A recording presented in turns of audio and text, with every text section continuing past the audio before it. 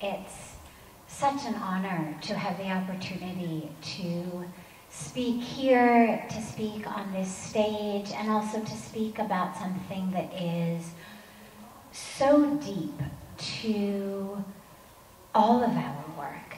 And through the really great commitment of Mr. Adama Dieng and his entire office working under Simona, they've taken this commitment that we all have to ending atrocity crimes and have expanded it to a commitment to end not only the crimes, but that which precipitates it.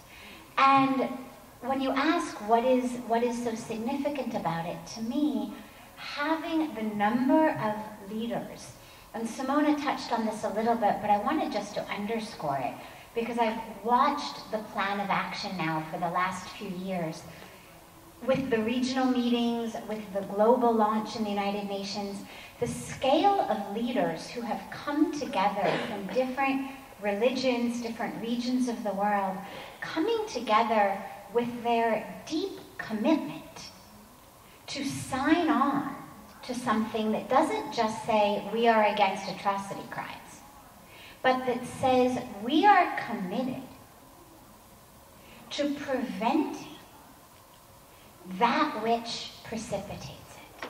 And that's not an easy thing to do, because in groups all over the world, all sorts of groups, and religious groups are no exception, one of our greatest and easiest, not greatest in terms of the quality, but great in terms of the mostly used, ways of coming together as groups is to identify ourselves by what we are not.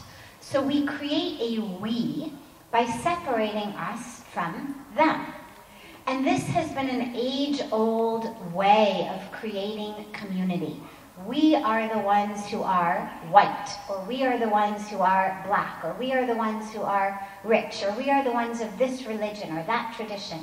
And the thicker the lines that we can draw around our community, under the guise of bringing connection and oneness in the community, well, that line is keeping the other out. And the more we keep the other out, the easier it is when provoked to turn around and harm the other, because suddenly they are no longer us, they are them. And while it is obviously a both cheap and shallow means of establishing connection within one's own community, it's more than that, it's also destructive. It's what ends up allowing things like atrocity crimes and genocide to even happen. No one commits genocide against us. We always commit it against them. And in order for that to be maintained, there has to be a vocabulary. There has to be a propaganda. None of that can exist without the verbiage for it. And what the plan of action has really done is required religious leaders to stand up and to say, we commit to finding other ways of uniting our communities than in speaking negatively about the other. We commit to finding positive, creative, life-affirming, value-affirming ways of creating an us that isn't at the expense of them. And to get the sheer number and sheer variety of religious leaders on board for that is not easy, because we may say it in a hall someplace, but when we've got access to our pulpits and our stages and our dioceses and our microphones, to use that to strengthen our role as leader in our community, and to be able to forcefully and aggressively and loudly and powerfully talk about the other in order to get a rise of us, is a really easy, time-tested way of getting a rise in the community. And this is, as far as I know, the first initiative of this size and scope to get religious leaders on board to say, we won't do that.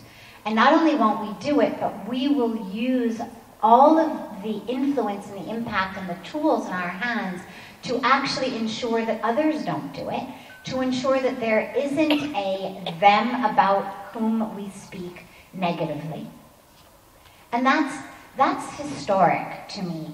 And the last point that I wanted to mention about this is that with regard to education, because the plan of action is not just a 4-line declaration. Those of you who have seen it have seen that it's quite long.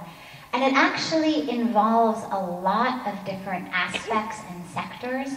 And to get religious leaders and religious communities on board, that from our pulpits, from our stages, and in our education systems, and in our social media, and in all of our forms of communication, we will ensure that there is never any of this kind of speech is fantastic and historic. And with really deep gratitude to the Office of Genocide Prevention and the Responsibility to Protect for doing this.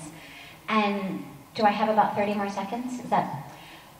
The last point I also wanted to mention about this being significant and special is the right to freedom of speech.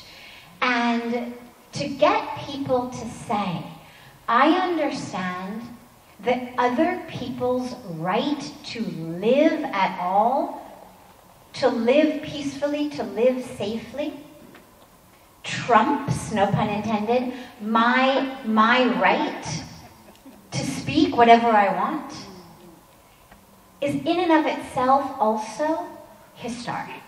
Because we hold on to our right to free speech and we use it as an excuse for almost everything. Well, I have the right to free speech. This is just my perspective. These are just my beliefs.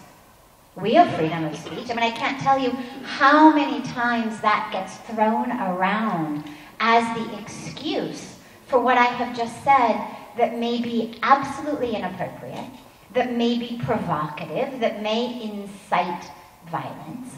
And to get religious leaders and communities to enthusiastically sign on to a campaign that says your right to live safely, freely, and healthfully is more important than my right to say whatever I want when the microphone is in my hands, for me, fills me with optimism about the future of the role of religion on earth.